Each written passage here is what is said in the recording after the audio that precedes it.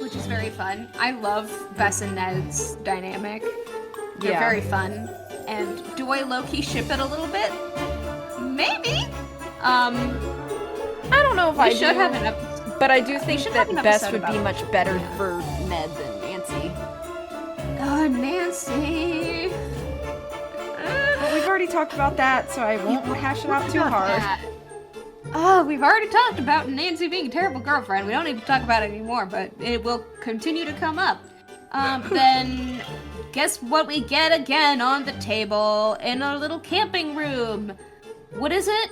It is a note. We get another one of those, and it says like, take a flower and put it where she stands, and it's like, where else would this be but the statue, fountain, gray lady thing in the cemetery? And so, you know, you can go there. And So, at this point, we've gotten the box, so I think you can go confront Colton about Lexi at this point. yeah. And then he pretty much yeah. admits to you that he and Jessalyn are only best friends, and that his parents and Clara pushed this arranged marriage, and you know they really didn't like have much say in it, kind of thing. And then you can also, I think, look at the column on the porch that matches the column photo in the camera. And Nancy makes a sketch of that design, because you've been like collecting the sketches or whatever that you end up using. Oh, and I think this is also where you can reveal the opening in the hedges next to the stone marker, and you push the overgrowth aside, and you can go to the old house where the old fountain is. This is where we find where Charlotte died and stuff. But I have to talk about Colton for a bit, because I feel so bad for this guy. Because he already has such extremely difficult mental struggles for his entire life. And it's only reinforced by everyone around him. Like, we have Clara, who just is consistently judging him and thinking he's, you know, not all right in the head, but uses him as a pawn to get what she wants. Because his family, the Birchfield family, they're a very, you know, high status political power where they live. But they're also like running out of money and stuff, like they're not doing so well financially. But the Thornton family, they are very well off, not as, you know, politically strong, but very well off in terms of financial gain, since they have the company and the factories and stuff.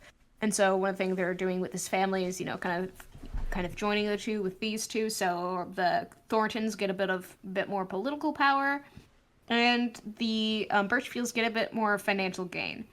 And Colton and Jessalyn are just pawns in this scheme to get more of what these families want, and using these two innocent young people to do whatever they want, which is another theme in this game. Oh my god. This game! But Clara, girl! Clara! I have some things about Clara where I'm like, girly, there are some issues here. And that is a theme that I do like being explored, is the exploitation of younger people by the older members of their family. Which is, you know, great theme. There's great themes in this. And then, you know, you can find the ruins where Charlotte died, and they are like almost completely destroyed by the fire. And it looks extremely unsafe. Like, Nancy, if I were you, I personally wouldn't go in there, but I'm also not insane like you, so like, that is not a safe place to be in. There's like beams that in the ceiling that look like they're gonna fall down on you, and it's like, oh my god. Yeah, but there's also a fountain outside, which has one of my favorite puzzles in the game, which you can look at the note that Wade gave you from Charlotte, and it's like in instruction like how to solve the puzzle, and it's basically you have to find out which like row. Every row has like a certain amount of blue marks and red marks with plus and minus signs on them. I forgot if the plus is on the blue or the red, but The plus is on the red. the plus is on the red. Okay, sweet. Thank you. I was forgetting. But like you have to figure out and they're in like domino kind of shapes, where each side has a different thing. And you have to figure out like it's one of my favorite games, my favorite puzzles in the game, and you do it twice. Yeah. But it's fun. It's kind of like it's not exactly Sudoku. It's not exactly nonograms, but it kind of feels like that. It's in that same range of logic with it. Yeah. It's very cool though. I really like it. Me too. Yeah, and then you can take. So what do we get out of it again? So after you solve that, you get like a piece of paper, and it's got like a circle with like little buttons drawn on it, with like scribbled words. Yeah. And then you get the snake plate as well. Yeah, for the coffins, which we haven't gotten to yet, but we will. So you can go into the house, which is like, it's already scary because it looks like you could die if you go inside it by either falling through the floorboards or having beams fall down upon your head. But no, you have to get even more scared because you see Charlotte's ghost there in her gown and her mask, and she's walking down the spiral staircase. And it's like, one of the things about this is that she isn't even paying any attention to Nancy. And I feel like those scares are scarier than the ones where she's like actually walking towards Nancy or like scaring her. Like those ones are, I don't know, the ones where it's not a targeted attack are scarier to me for some reason. Oh yeah? Yeah, for some reason. I don't know. Because I feel like there's also the suspense there of like, I can't move unless they will see me. Because the other ones, it's like, oh, they've already seen me, I'm screwed. But with the ones where like the ghosts or something, they don't see you, that's even worse. Because I see. You have to, yeah. Because there's a suspense there, Yeah. I love suspense. But so you can look down the staircase where Charlotte was walking, and there's a little key down there. And if you took the like cotton picker thingy stick thing with hooks at the end thing, I don't know what it's Nancy puts this in her pocket as well. So like, let me look what it is. The fruit picker? Yeah, I don't know. It was by the. It's like a wire basket thing. Yeah, with a hook. Yeah, it's like a hook thingy, and it's a fruit picker. Hooks and grabs things. Yeah, I don't know what anything is.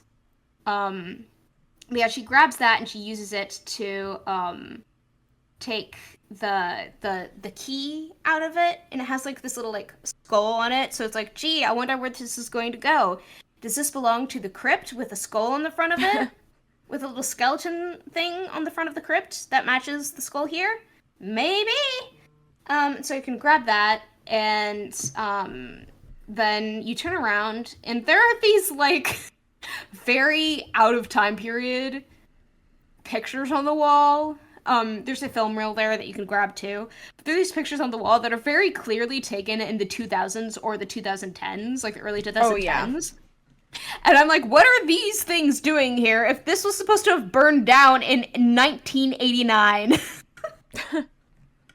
Like, I have my questions. I have some questions. But, so there's that. We should do a list, just compile a list of all the weird things that Nancy has put in her pockets. That would be so funny.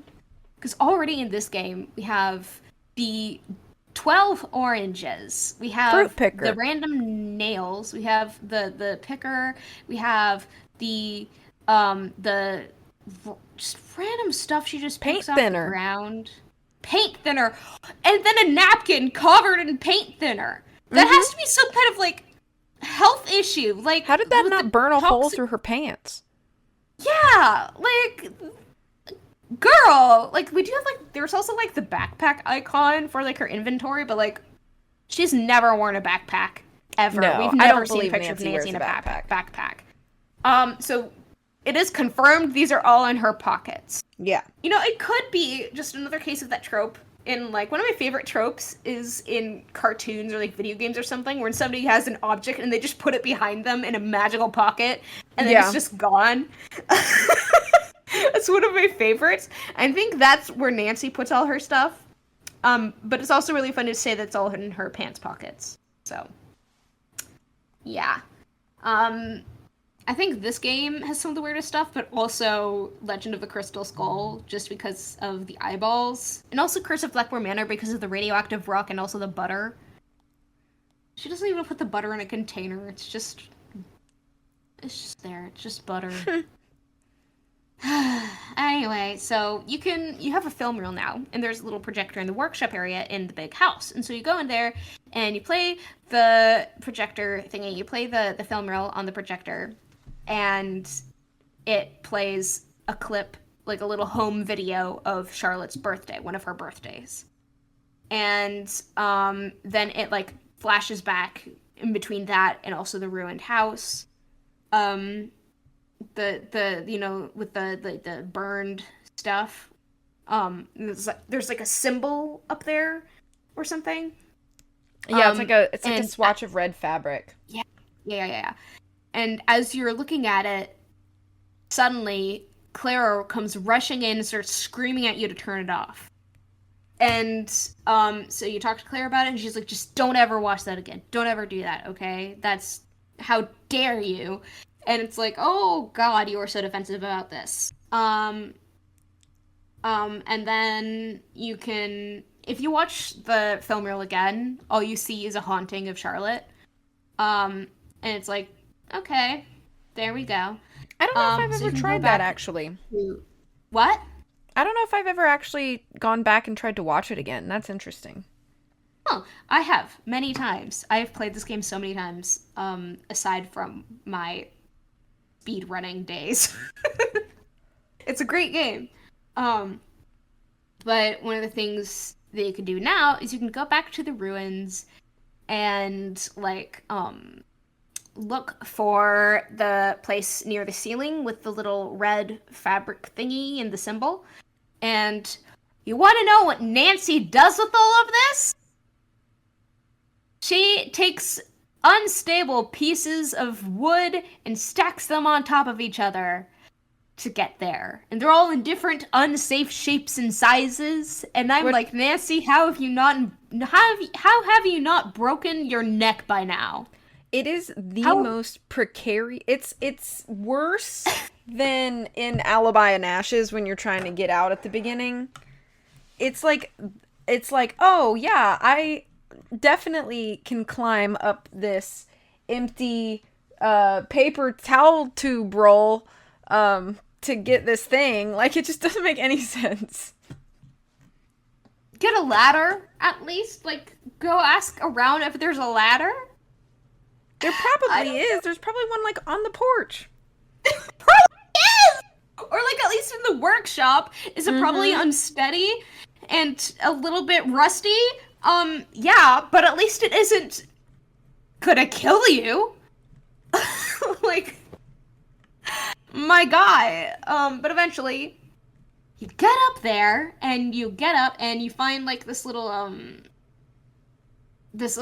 star sketch thing of what's up there, because it's a star. And yeah, and there's also, like, this little riddle that talks about, like, something about handles, and in the middle it shines above all, or something like that. That's the only one that I've, like, had in my head consistently. I don't remember all the other ones. I just remember it's in the middle on the top somewhere. So then, you can go in, you can go talk to Wade again in the cemetery, because you want to go back to the cemetery, but you want to talk to Wade first, obviously, because he's really cool. And you can talk to him about, like, how he met Savannah, because, he eventually started doing ghost hunting stuff, and Savannah, was also a ghost hunter. And he met her in a little bookshop, and they were talking and stuff. And they weren't talking yet, but they were looking around, and he saw her reading a book about his family.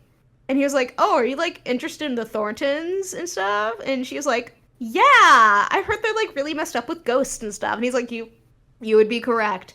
And apparently they just got talking, and then eventually started dating, and then they broke up. Yeah, so that's Wade and Savannah. And Yep. He also said that Charlotte really scared the bejesus out of Savannah. So he's like, she didn't like Charlotte, which is understandable, I guess, because that's a little bit of trauma there, I guess. But now, since you have the key, you can go back to the crypt, and depending on what time or, like, what the game wants to do, sometimes a little skeleton hand from the little skeleton on the top of the crypt will, like, point towards you and stuff. And it's like, wow, that's creepy. Fun. But then you can go inside the crypt, and as soon as you enter, there's a cutscene where the grate inside, like, comes off the wall, and Harper climbs through it onto the floor, and she's like, "Oh, you're here." Yeah. And Nancy's like, "Girl, where were you? You just ruined my reputation with your family and stuff." And she's like, "You sold me out. Like, I was hiding under there to get away from them and not be around them, and you just came and you just yapped away and told them I was there." And so I'm on Harper's side here. Because, like, she has been like, "I don't like these people. I don't want to be around them. I'm here for Jessalyn. I'm here to help Jessalyn. That is all." And Nancy's like, "Well, I'm just going to tell everybody about how you're here and tell them that you're And Nancy... And then Nancy just, from now on, she promises she won't tell about her and stuff. And so Harper's like, "Okay, you'd better do that." Because, like, yeah, I think Nancy at this point is a little bit scared of Harper, which, like, valid from everything she's heard about her. But then you can look around the crypt eventually, because when Harper is in there, she will do her best. She will just tell you, "You cannot touch anything while I'm in here," and stuff like, "Stop touching that, go away," and stuff. So you have to go away and wait a bit and then come back. Then you can look around, and one of the things that you can find is this newspaper from, like, a week or so after Charlotte died, and it's a report about her funeral and how about how Harper caused thousands and thousands of dollars in damage and injuries and stuff, just minor injuries. And and it was, like, really scary, apparently, because she just went crazy, which, like, once you know about everything that happened, you're like, honestly, me too, girl. I feel ya. And so, and then you can also read about, like, the Thornton Industries issues that are going on in the company, which is like, this company just seems like, oh my god. Oh my god. This is, just, the Thornton family is so terrible to everybody around them. But they're so powerful and rich and stuff that you can't really do anything about it. And it's just this constant, I don't know, just this constant, like, stream of decay following them wherever they go. Yeah. Like, they leave behind a trail of ruin. with everything. I love it. But then you can, so in the crypt, there's also a little bouquet of like dead roses. And it's like, oh, remember that note that Nancy got? Um, that said to leave a rose where she stands. You can take that note and you can put it out in the at the thing in the statue in the cemetery, and that is where it's supposed to be. And then eventually, when you come back, you can get the it's a note. That's what it's called. Sorry, my words are not being wordy today. That's okay. Yeah. It's also getting late for me, so my brain is also being slow. Oh, we're just gonna be all over the place with this. But another thing that Nancy can get from the crypt is these 4 little stained glass thingies.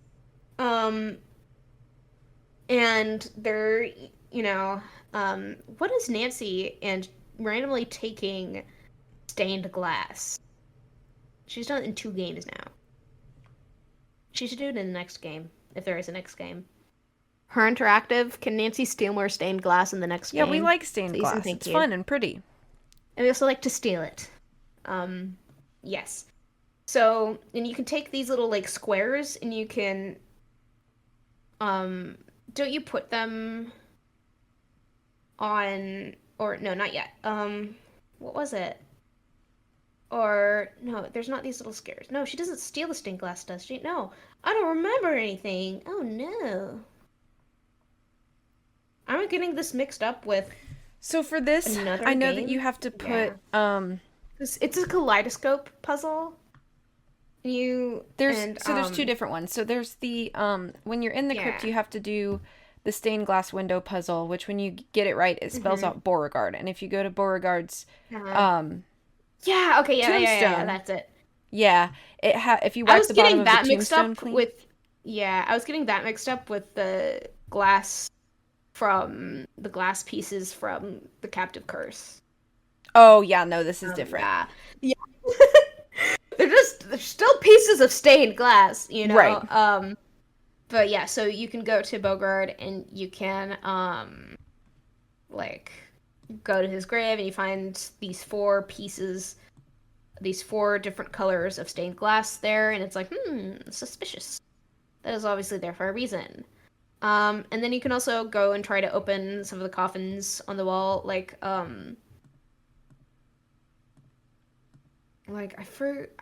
forgot which coffin opens what, but each coffin opens with a little shape puzzle, where you have to take little shapes and piece them together to make a different shape and stuff. When you use the snake one, I know that one gives you the other part of the key to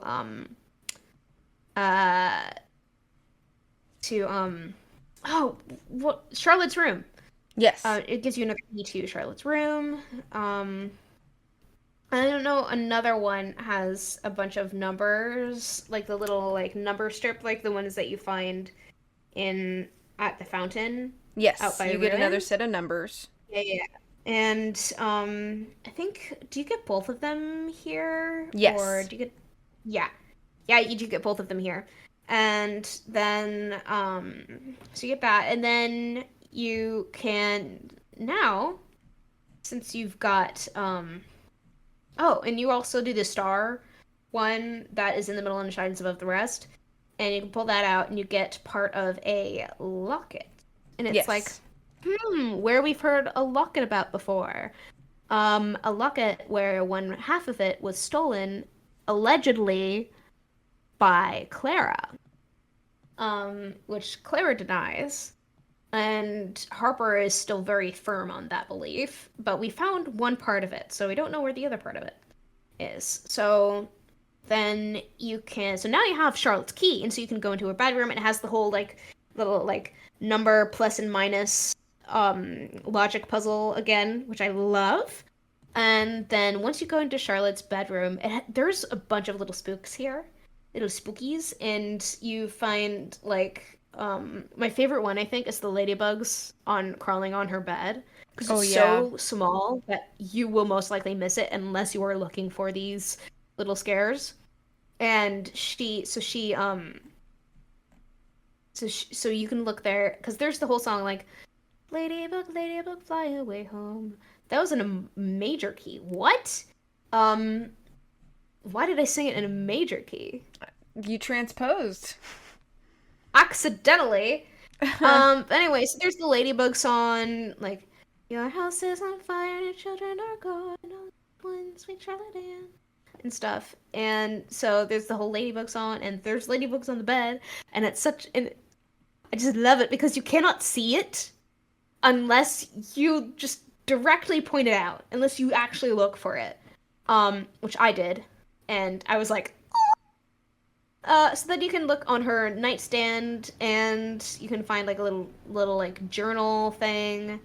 Um, and she said, I'm worried about somebody in my family, uh, like slipping off the edge apparently, and like when you first read this, I think everybody thinks that it's about Harper, but when you finish the game, for me, it is obvious that it is Clara. Yeah. Like, she's talking about Clara is going to lose it. Um, and that is, because that is another thing I love of this game is all the scapegoats and misdirection. Because, like, the player will obviously assume that it's Harper. But then you get to the end. Oh, it's so good. And then you can, so you know the, um,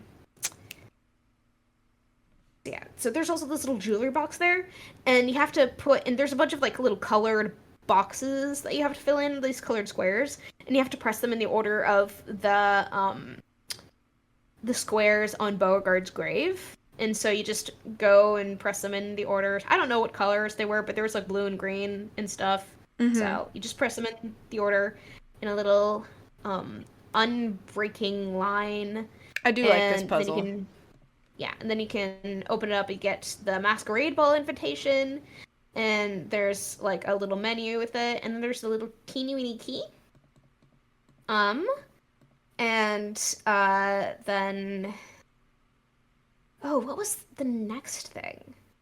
One thing that I do know about this that isn't like close to that isn't like required in this game to pass it is the little bird cage that has like little egg stands in it in her bedroom. And if you get all of the Easter eggs, all three Easter eggs in the game, and you put them in there, it will give you um, a little poem that is an invitation to join a ball with the ghosts from Thornton Hall as a guest Ooh. among the ghosts. And it's Yes. so cool, and I love it. Um, it's so ghosty. Obviously because it's ghosts. Yeah, but with this as somebody who's played this game a million times, you think I would have the entire thing fully memorized, but like it's not linear, so like none of these games are like actually linear. There are very few play games that I do play that are linear, but this one is one that's just very twisty turny. You have to dive deep into reading notes and stuff. Um, I but know there's a lot of that like little puzzles in I here. Yeah. think this is around the time in the game where you can go investigate the barrels from the picture in the camera, and Hmm. it puts you through like another tunnel where you can kind of like see through the cracks in the wall. Yeah, this was a bunch of yeah, that was before that was a while before. I forgot about that part. But you can go up there and in this passageway it takes you to outside of Charlotte's room and you can see Wade trying to get in and he says something to Charlotte like Charlotte, you like something's going on here. What are you doing? What's going on? And then you can hear sounds of a haunting and he freaks out and runs away and drops something. And I think that key is There's something Yeah, with it's the that key. key to set the clocks with. Yes! The clock key, which is a puzzle that drives me insane. And that's my least favorite puzzle in the game. Because I will say, because there's a little puzzle on top of the mantle in Charlotte's bedroom with a ton of clocks on it, and each of the clocks runs at a different pace. So one of them is faster, one of them is slower. You know the drill. But you have to. There's this key, and you put it into the mantle and turn it, and then you have to turn the clocks so that they all go around and then meet at the same time at 12 o'clock. And which with each clock having a different time, it is a really hard clock. It's a really hard puzzle to do at first until you actually like understand how it works. So you can do that puzzle, and it opens up another passageway. And doesn't this passage? Yeah, it leads to behind a portrait with one of my favorite tropes, the haunted portrait with a little like thing that takes out the eyes, so you can replace the portrait's eyes with your own eyes, and you can look at stuff. And this is such a great this is a great passageway. This is a great little trope. But then you can see Clara talking on the phone to somebody. And she is quite obviously talking to the Birchfield family about Colton and Lexi. And she's like, no, we gotta get rid of her, okay? I paid you guys to get rid of her, okay? And I paid her to get out of here and everything. What? That's so ominous. I know. Cause like she's just like, I paid some good money to get her out of his life so that we can like do this whole thing. Like, this had better get going and stuff. And this gives a little bit of a like thing with Clara to where it's like maybe she's not worried as much about her daughter's safety, and more maybe she's more worried about her power and how it will be affected by her losing her daughter and not getting her daughter to marry into this super influential family. I think it's because Clara mistakenly, and it's because of her trauma, but she mistakenly finds she equates power to stability, which is not true. Having power does not mean you have stability. But to Clara, she has like somehow convinced herself that her mental and emotional stability comes from having control and power, which is just yet another way that she continues to hurt the people around her. Yeah. Oh, God. It's She's so good. like, Clara operates in survival mode all the time. And so she is just at the end of it all, and she may not even consciously realize this, but at the end of everything, Clara does what is best for Clara, and that's it, always. Like, there is nobody else that's worth considering the way that she considers herself in her own perspective. And this is constantly restated throughout the game. Just like reading notes from other people in the family talking about Clara and stuff, and learning even more about her and stuff. She's always been in survival mode.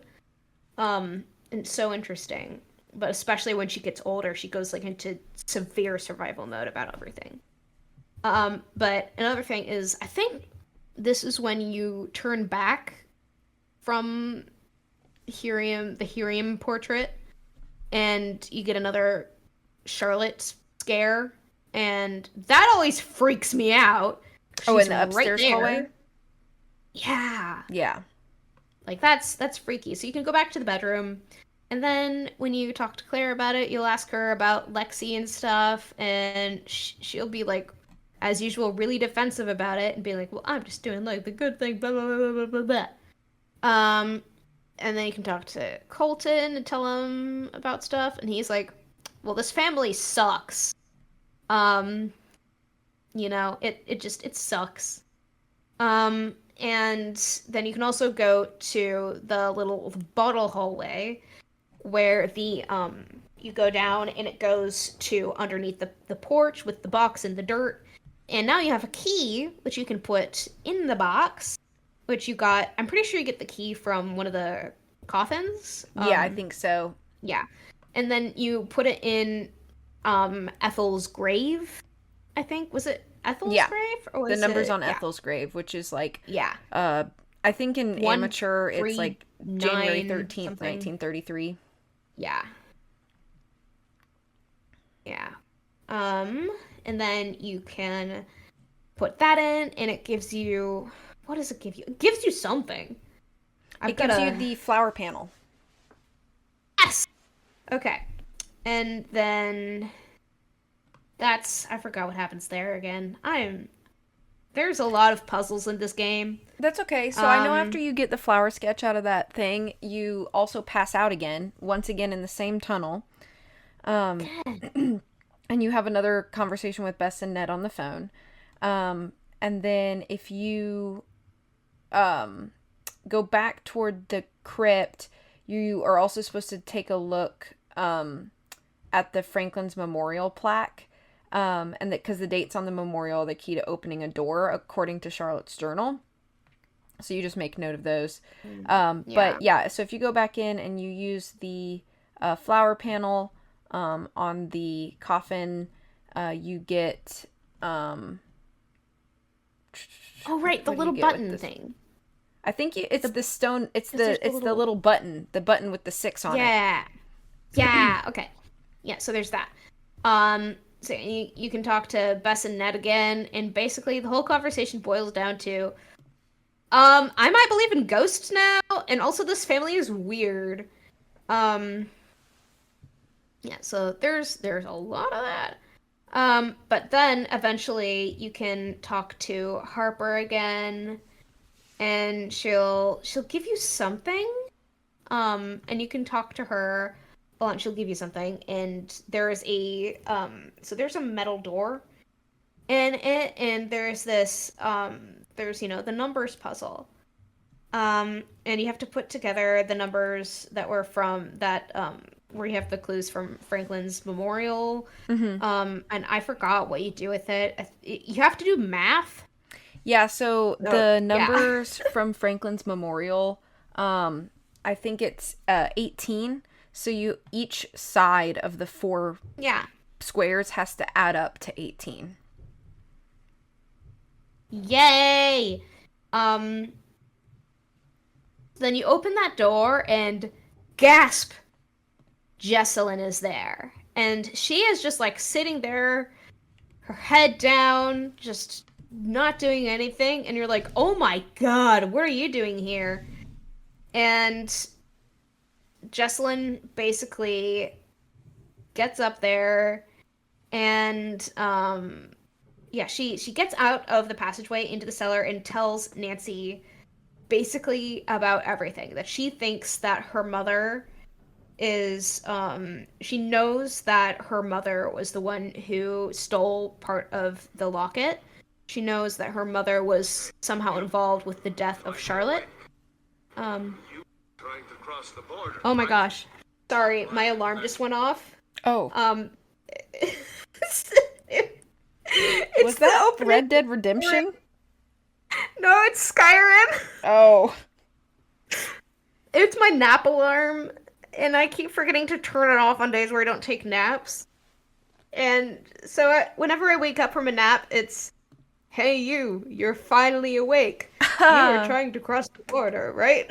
So, off topic, but I was freaking out. I was like, what is this voice coming from? Is somebody in my house? No, it's Rayla from Skyrim. Anyway, back to the actual game at hand. So she basically tells Nancy that she thinks her mom is responsible for the death of Charlotte. She thinks that there's something going on there, and that Harper told her about stuff, and Harper is actually the good guy in all of this, and that her entire life, her mother had been feeding her lies about Charlotte. She'd just be like, yeah, Charlotte's a terrible person, she's evil, she's violent, And Harper was like, I was never those things. I was only acting out on the violence that was taken out towards me and my sister.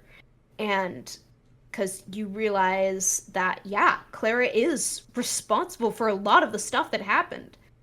And so so Jessalyn tells Nancy, here are these clues to get into my mom's briefcase that she takes with her everywhere. And inside this briefcase should be the other half of the locket that you found. Yes. And if we get in there, we can find a note that Charlotte would have left us. And so you can go there, you can, you have to go there through the secret passage. Because, I forgot who it was. Was it Charlotte? I mean, was it, Harper or Jessalyn who would dress up as Charlotte and scare Clara? One of them would dress up. I don't remember. I think it was Harper. But anyway, one of them dresses up and starts singing and spooking Clara out of the place. And so Clara is gone. She's out of there. And now you can go through the secret passageway to get inside, to get to the briefcase. And when you go in, so there's like this little like pixel digit thing, analog clock thing. Is that what it's called? Analog clock? What? Yeah, it's the one. Like, are you talking about the lock that opens the briefcase? I don't know what those numbers are called, but they're the digital things. Yeah, they're like digital clock numbers. Those little numbers. But we've already opened it. We've already gotten the locket piece. Or the other part of the necklace. No. Yeah, we already got the other part of it, but you have to open the locket to get the second half. And then when you get back to Jessalyn, she tells her that, so they put together the locket, and she says, we have to get this right, because if we do it wrong, then the note inside will be shredded. Girl, that is a lie, because I messed up so many times, and it never shredded. Like... You don't like the added pressure? No, because it's a lie! You're lying to me! I failed so many times, and I'm fine. So, yeah, but anyway, so... she gives you, like, this little clue about how it's Charlotte's mom, and a direction and stuff, and so you basically just, like, put in the, names of people in the family, and then, you get it open, and inside, there is this, little, like, what was it inside? There's a note. There's like it's the note that has like from this symbol to this symbol you press 1, 3, 7 or whatever it is. I don't know the numbers. Yeah. And then I think you also get another note, and it's like they're like weird shapes, but they're like mirrored onto each other. Mm-hmm. Yeah. But so I forgot, because there's also... Yeah, because there's also a note in there talking about something to do with Clara. I forgot what it was. But, so... Yeah. So, Jessalyn decides she's going to go talk to Clara. Just go out there and talk to her and get things over with. And so... you can go through, and then you can also talk to Colton. And Colton says, hey, I should probably tell you this, but the day that Charlotte died, beforehand, way before the fire happened, she came out of the crypt and gave me this message. And that is my earliest memory. Like, that is something that has always left me. And I'm like, this kid must have had, like, the most insane memory. Because he's, like, still young, and that was, like, over 20 years ago. And like he must just have a great brain. You know what I mean? I mean, he Yeah. does have he has maybe that plays into his maybe that was one of the things that played into his extreme mental illnesses with anxiety and depression. Maybe he felt like a bit of like survivor's guilt or something, like seeing Charlotte like right before she died and Yeah. she gave him something and gave him like a task or something and he felt like guilty, like I could have maybe done something to save her. You were like a toddler, buddy. Um but he's kept it with him constantly. And then you look at it and it's like the symbols that you can find on the wall in one of the tunnels, um which is the tunnel that Jesselyn was in, which also leads out into the crypt. So you can go back there, and what was it? You There's have to light something. the generator, which is where Yeah. Jesselyn was standing. So you have to do this puzzle, which I think Mm-hmm. is pretty fun. And it's like you have to push the ball through the thing. Ball bearings and stuff. Yeah. Yeah, so that one's fun. And then you can go back into the tunnel, and so you can look at his paper and you match up the symbols and stuff, and then you find this little thing in the wall, and you can dig the dirt away from that symbol, and you will find a safe. And but here's the thing: if you get the wrong symbol, if you try to dig up the wrong symbol, Charlotte will literally come and murder you. Which Which, I don't know what that tell me means how with that the makes lore. sense, but Go off, Queen, I guess. So there's that. And so you can get that, and yeah, and then there's this puzzle where it's like those little like you have to put everything in the right spot, but you can't like you have to like click everything into place or else like it doesn't go correctly yeah. and stuff. And I love this puzzle. This puzzle is Um very difficult. I don't like the slider part, but like once the slider is in place, then just like latching them is not a mhm. problem for me. Yeah.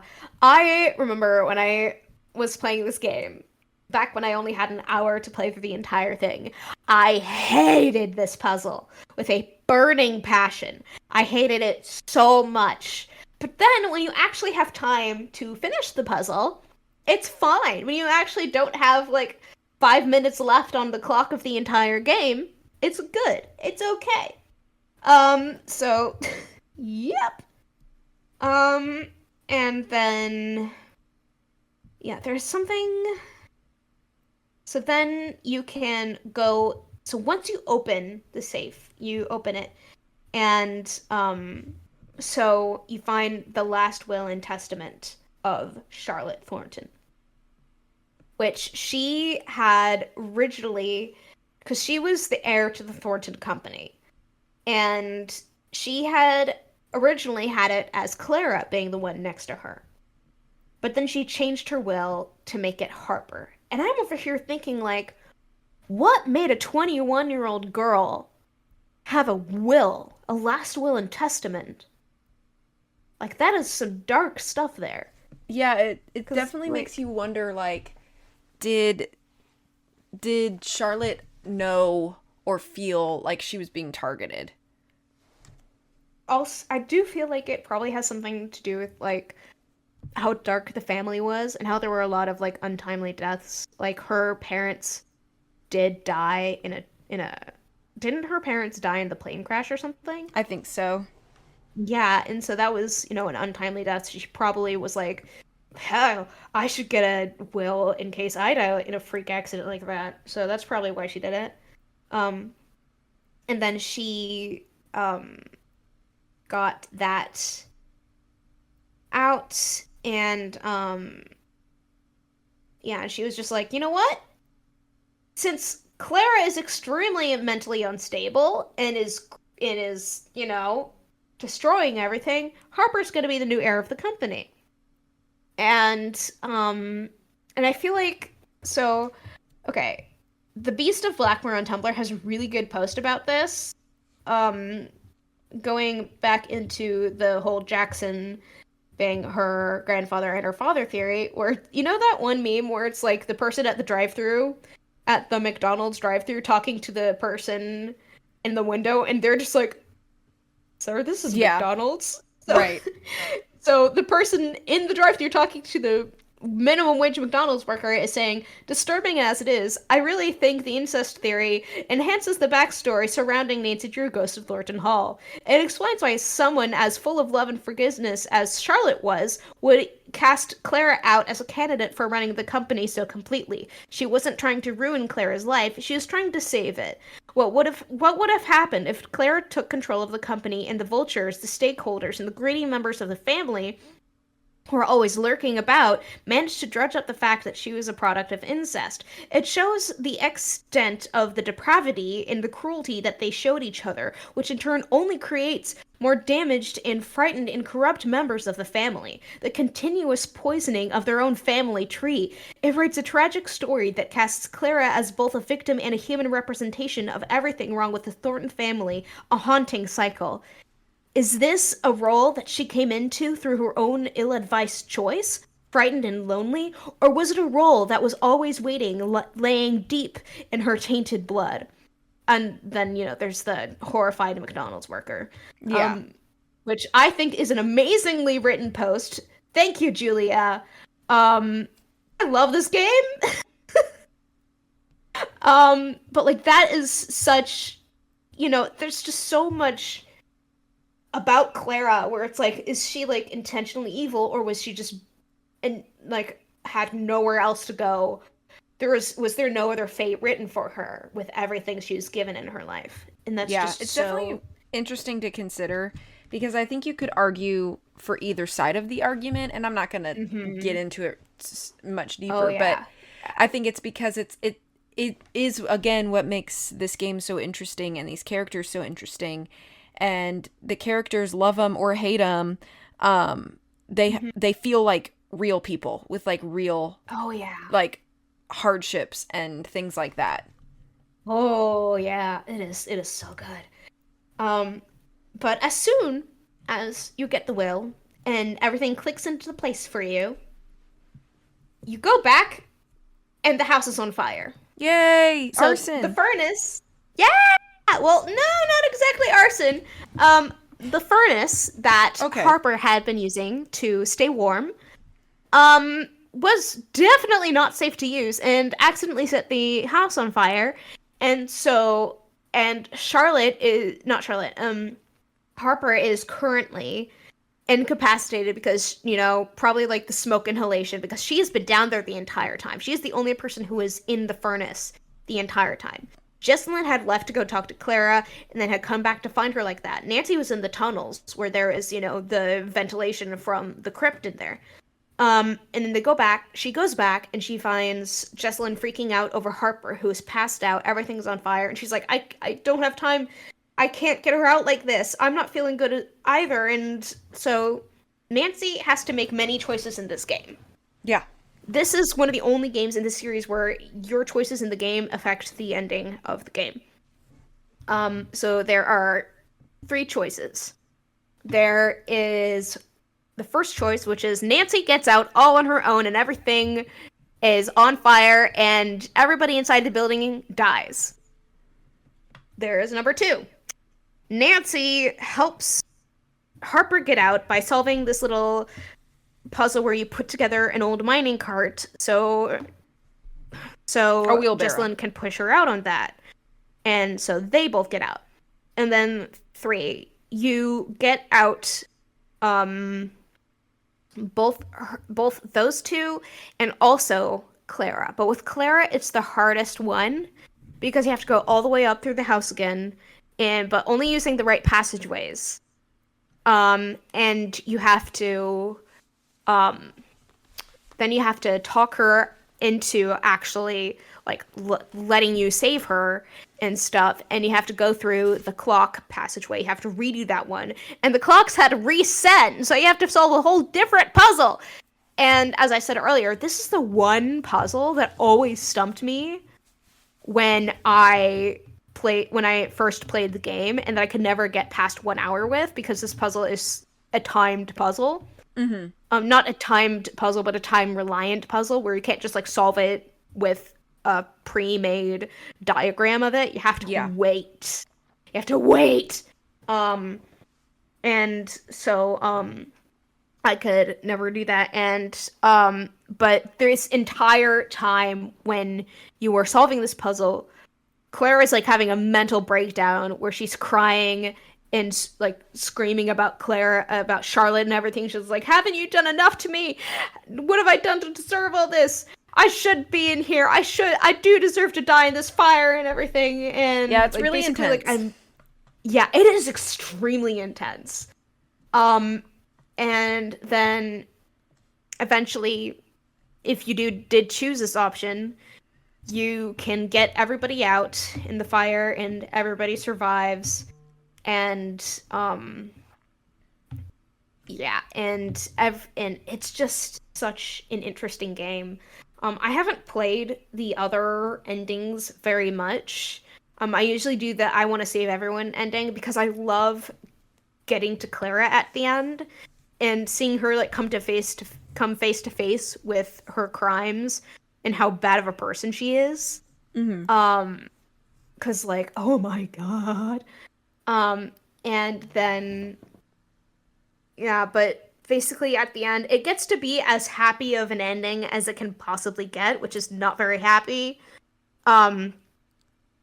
But like, so you figure out what was causing all the hauntings, which was the furnace, because of the carbon monoxide poisoning. I'm not sure if I buy this. I mean, but it should be something. I should ask my mom about it and maybe give an update, because my mom knows science stuff like that. But I don't know if carbon monoxide poisoning. I do think it would make you sick and sleepy, but I don't know about hallucinations. Yeah. But one of the things that makes me think it's not carbon monoxide poisoning is that a lot of the hauntings that people have experienced other than Nancy have happened outside of the house where the furnace isn't. True. Where a lot of people hadn't been like inside the house to be exposed to the working furnace. Like Nancy and everybody else in the house had been exposed to that. True. But like some of the people who were just exploring the island who had seen her, like described in the books, they were not in contact with a working furnace inside the house. And so there was no way for them to be, carbon monoxide poisoned. And so I am not sure that I buy that. I think this is one of the hauntings that is real in the games. And I know Nancy's never going to believe that because she's like a skeptic at heart, which I love about her. But this one is definitely, for me, it is like, as somebody who does not believe in ghosts, yeah, this place is haunted.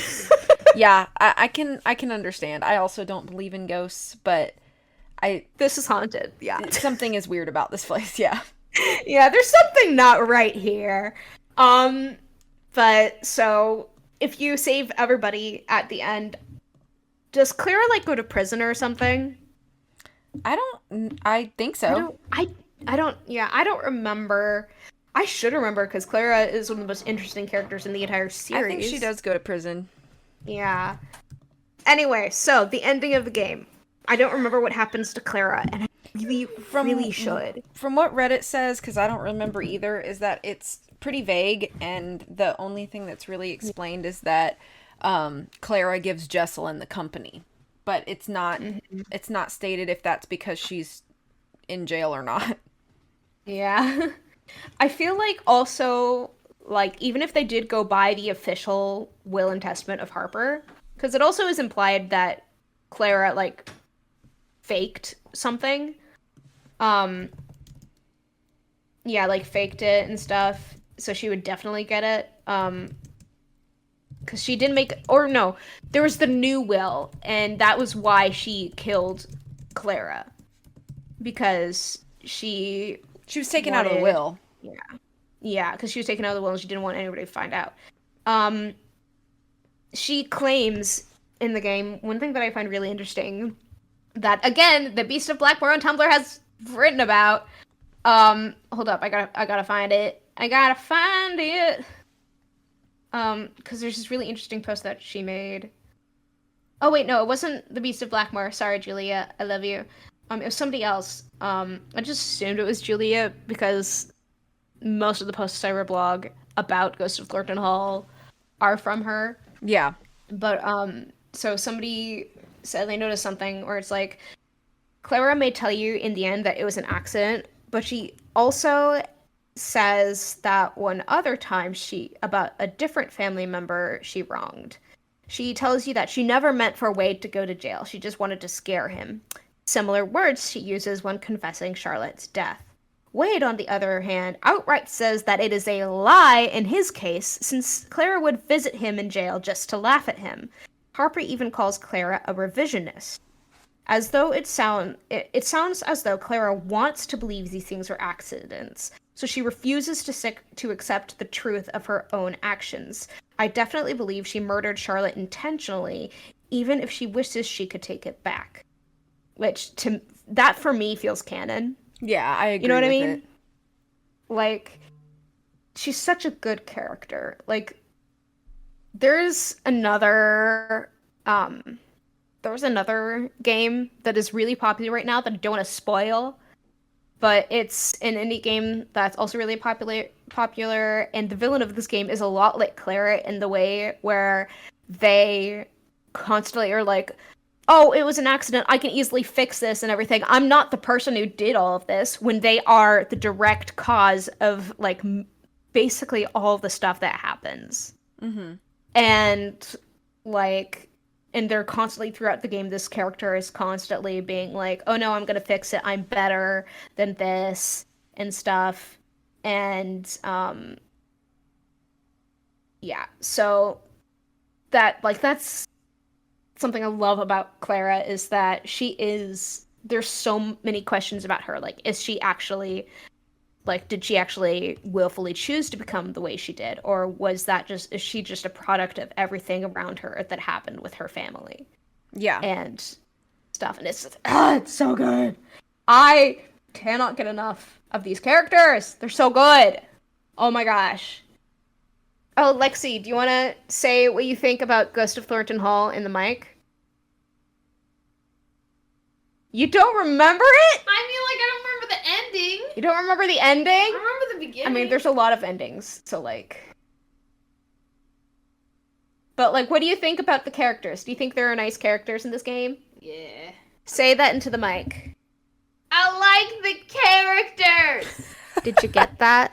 Yes. No, the characters are great. Oh, the characters are so good in this game. But... Yeah, Ooh, the art's really good. I know.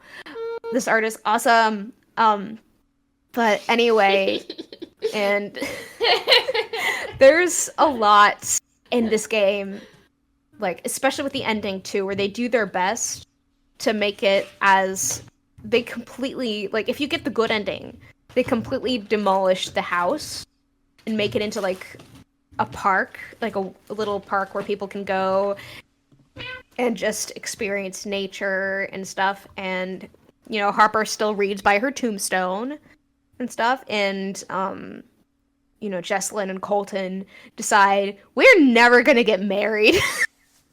Oh, yeah. And it's like, yay! Happy breakup! We're not gonna get married! Let's throw a party. Let's throw a party. We're not getting married. Huzzah! Besties! At this point, they've probably spent money for this wedding, so I'd be like, let's just have a party. Let's just have a party instead. And instead of a wedding, we'll make it a we're never getting married party. And, you know, you still have all the food and stuff. Because it's probably all planned and everything. And we've already got the caterers lined up to bring food, so might as well. But Clara is not invited. And I know... and for Wade, what does Wade's story end with? I think he gets back into contact with Savannah, right? Yeah, I think they kind of patch their relationship up. I don't think they, like, start dating again or anything. Yeah. That I think that they kind of come to like an understanding, and it's not avoidant anymore, which I think is good. Plus, I think it's good that like Wade kind of gets his moment where he can be trusted again, because like what was done against him kind of comes to light toward everybody. So I think that it's satisfying to see that like he kind of gets his like resolution too, in a way. We stan Wade, anti-capitalist king.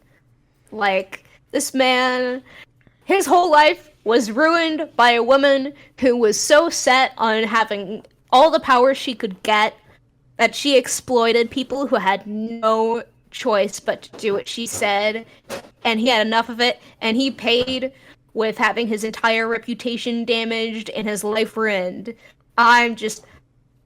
These characters, again, I will continue to say that, it's so good. But Wade is one character where I'm very glad that he gets a happy ending, and the happy ending that we do. Because, you know, his core the entire time was doing good. Like, that was his thing, where he was, you know, doing a little vigilante justice, which some people would be like, oh no, I don't think we should do that. But I'm like, listen, Clara had those people, like, essentially in modern day slavery in all but name, which is surprisingly common. And Wade was like, you know what, I'm gonna do something about it. And Clara was like, ha ha ha, go to jail, do not pass go, do not collect $200. And then she would visit him, you know, like, I just have a lot of feelings about these characters, if you cannot tell. So yeah, I just should we move on to music, or do you still have more to say? Girl, this game is, I have so much to say about so many of the games, but I think this is one of the ones where it's like the most intense and the most plot intricate, you know what I mean? Right. Because like in other games where they have like really big like family tree, like Curse of Blackmore Manor, with that one, there's only a few people in the family that you can really talk to, and they don't really interact at all. And the other characters, like Nigel, Linda, and Ethel, like, they're not, like, a part of the family. They're not, like, personally connected to this, other than, like, being a tutor, being a researcher, or being married into it. But this whole family of the Thorntons, like, they all knew each other their entire lives. And this is, like, all they knew. And there's so much interpersonal drama with everything, and just, it's crazy. And I love it! And I could go on about this for ages, with how good these characters are, and how good the plot is just woven into the notes, and the books, and the portraits that you find. Because that is one of my favorite ways of storytelling in games, is through the environment. That's one of the reasons why I didn't like the storytelling of Midnight in Salem, because you'd have to just talk to everybody to get most of, basically everything. You had to just talk to people. But in like games like this, you have to actually like read the books. You have to, you know, you can't just like talk to everybody and ask them, what about this thing? And then they'll tell you everything. With this game, you have to like ask people very different questions. And you get different answers from everybody. Yeah. And then you go through the notes, you go through the audio recordings, you go through the text messages, you go through the history books. And you have to piece this together on your own with all of these different tools instead of just one. And it's so good how they did it in the story. I just, you know, the Thornton family, oh my god! So I think I should probably like, that's all to say for characters. Oh, but we've got to talk about the dialogue, Tori. I mean, I think that this it's pretty quotable, and particularly Harper, I think a lot of what she says is like really quotable and memorable. But I mean, I think that one thing that's really nice about all the dialogue is that it feels so true to whoever's speaking it. That, and I know part of this is the great job that the voice actors did for each character. Oh yeah. But everything feels like so natural, and nothing feels like a line that was written for a character. It all feels like something that like a real person would say, and a person in this situation, and a person who's lived through what they've lived through. And I think that just alone, it's just another element, kind of like I was saying earlier and you were saying just now, and how like each piece of this game adds so much to like the storytelling and world building and character growth.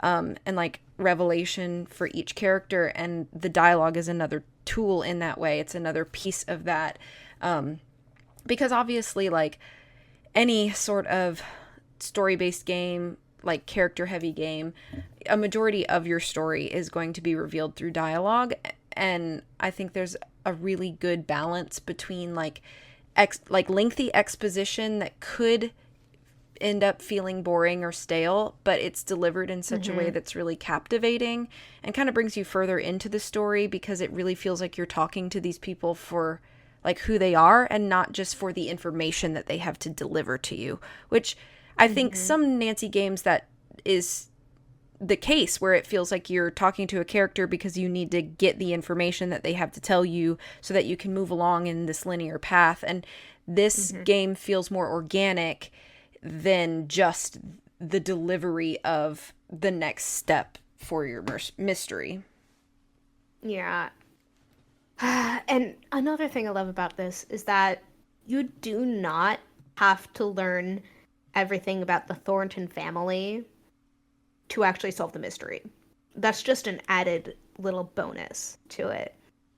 Like, you don't have to dig deep into the family history and figure out single thing that happened. Like, you're there for one thing, and that is to find Jessalyn. And so it's not, like, a required plot device for you to do all this, but if you do, it is so rewarding with the storytelling. But, like, back to the dialogue, like, there are so many quotes from this game. Like, there's the whole... that I just have in my head the entire time. Like, everything Wade says in the cemetery when you're going around looking at the graves. There's also Harper's, and then I knew I was older than my older sister and older still this day. And then there's also her quote of, not funny, haha, funny, help, I'm in a whale! And I love that. Yeah, that one's a good line. And the fiancé, love that as well. I think the least quotable character is obviously Jessalyn, because you rarely get to her in the game. But like, my god, did the writers just go all out for this game? But yeah, the dialogue, iconic, perfect. For sure. Okay, good to move on? Yes. Okay, so music. I think the music in this game is very interesting because it does not feel like Nancy Drew music does in other games. So I think that the music in Ghost of Thornton Hall is a lot more, and not to even be like a funny meme by saying this word, but it is more demure. And it's more understated. Yeah. It's a lot of... Yeah. It's a lot of like ethereal mood than it is like melodic mood setting. Like, it does set the mood, but not in like for instance, the music in Secret of Shadow Ranch, it's like, okay, this is country western themed, and it's very clear that it's that way. Yeah. It's not like that in this game. Yeah. I feel the same, because there's only one song of this that I've used in my playlist on YouTube, which is Past, because it's the only one with like a recognizable tune that you can actually like hum to yourself. The other ones are more, as you said, atmospheric and stuff, but that just it lends itself so well to the design of the game and the environment of it, and it just kind of like meshes so well to where you don't need a score that's so outstanding with music and tunes and stuff. It's just I it also fits think the that because game. of the nature of this game and the themes in the game that tend to be heavier and more mature, you almost don't Mhm. want music that's going to make it feel jokey or too lighthearted. You know what I mean? Yeah. Because nothing in this game really is lighthearted other than the humorous moments that you like must have so that we're not all crying. Yeah. But Yeah. Harbor like being you don't iconic. you it would be terrible if you're in the middle of talking to a character about like a really terrible past thing that they've gone through, and then this really lighthearted jovial song comes on in the Yeah. middle of that conversation. Like it would just feel wrong. So I'm Yeah. glad that there are no Yeah. tracks like that. Yeah. And I feel like they're like when it comes to like atmospheric settings above anything else with the games, I feel like I think of this game and also White Wolf of Icicle Creek. Because That's that one fair. also has this very similar style of music of the soundtrack to where it's like you can't really think of what the tunes are. You just like they just melt into the background and just Yeah. become one with it. And but I do think in this game whenever past does play, it's very like it's very melancholy and depressing as with everything else in this game to where it just like it's just a little random burst of emotion that makes you feel even more depressed, but you know Mhm. that's part of I need to I know we have this podcast to yap, but I will continue to yap about this game. I don't want to like cut you off. Oh no, I will continue yapping, so cut me off right now about the music, please. Okay, we're gonna move on to puzzles then. I do think this game is Yes, really, really strong in puzzles, but I do think absolutely, yeah. it is not a game that I would recommend to a new Nancy player. Um, Yeah, if no. you are new to the series or have never played the series, this is not the game I'm gonna start you on. Not because I Nope. think it's too dark story wise, but because I do think the puzzles are quite involved. A lot of them have Yeah. lots of steps involved, and require a lot of navigation, uh, information gathering, those sorts of things, which are things that we're used to and have been given smaller tastes of for those of us who are Nancy veterans. But if you Mm-hmm. choose this to be your first Nancy Drew game, I commend you because I Yeah. would probably get frustrated if I was in your shoes. Um, Yeah. I don't think that the puzzles are bad, but I do think a good bit of them are difficult and could be very frustrating. So I yeah, I feel like I wouldn't recommend any of the newer Nancy Drew games to noobs to the series because the puzzles are like that. They're basically puzzles made for people who know what they're doing in the games already. Like Labyrinth of Lies has some of the most insane puzzles in the game, and Sea of Darkness is incredibly puzzle heavy. yeah. Um, and I think both of those are more puzzle heavy than this game. And I do think that, you know, Labyrinth of Lies has less well integrated puzzles. So I think this is probably the better out of most of them. But at the same time, like, no, you can't play this one first. Yeah, yeah. You gotta play the other ones. Play Secret of Shadow Ranch first. That is a great Yeah. first game. That Play one, the Last Haunted Train to Blue Carousel Moon. first. Play Secret Yeah. of the Old Clock first. Play something like that. Last Train to Blue Moon Canyon is Yeah. another solid game to play first. Yeah, that's a good starter. Yeah, there's great Curse of Black Manor even. Like that's another great one. I don't know if I Um recommend that one for a first, but I can yeah. understand what you're saying. For vibes, you know. Like that was the first one that I ever solved completely on my own. So that, Okay. you know, that was I also hadn't like hadn't like completely solved one on my own before because I long story. But that one just has a very special place in my heart. But this one, when I think of like the spookiest, the scariest games, ghostiest games in the series, the ones that really just like scare you, the only two that really do that for me are these two, because they're the ones that are also scary games and like spooky and ghosty and stuff. But like Curse of Black, no, oh my gosh, no, Ghost of Thornton Hall and Shadow at the Water's Edge are the two ones that are just the best for. That's another one I would not recommend to new players. Oh, same. Because those puzzles are insane. The nonogram, the Master Sudoku, no. If you're a first-time player of Nancy Drew games, don't play that one. You're gonna go insane. Well, that's a good. I think that's one. a good segue into our final like talking point, which is like atmosphere and setting. Yes. So we kind of mentioned this like right at the very, very, very, very beginning, but I do think that Ghost of Thornton Hall kind of has a flavor all its own. And I think that it has the dark aesthetic that, you know, a lot of Nancy fans have come to know and enjoy. Legend of the Crystal Skull, Blackmore Manor, even sections of like Ghost Dogs. You know, those are fan favorites that people like because of that aesthetic, and so it has that familiarity. But I think it has it kind of has like a package, a wrapping, if you will, all its own. And I think that has to do with it having so many independent parts that all feel so organically put together. So I think really the atmosphere and setting are a culmination of all the puzzle pieces of everything else we've already talked about: the plot, the characters, the music, the puzzles. The location itself is kind of like that final piece that just makes it feel real, and it makes it feel I don't even want to say welcoming, because that's not really the right word.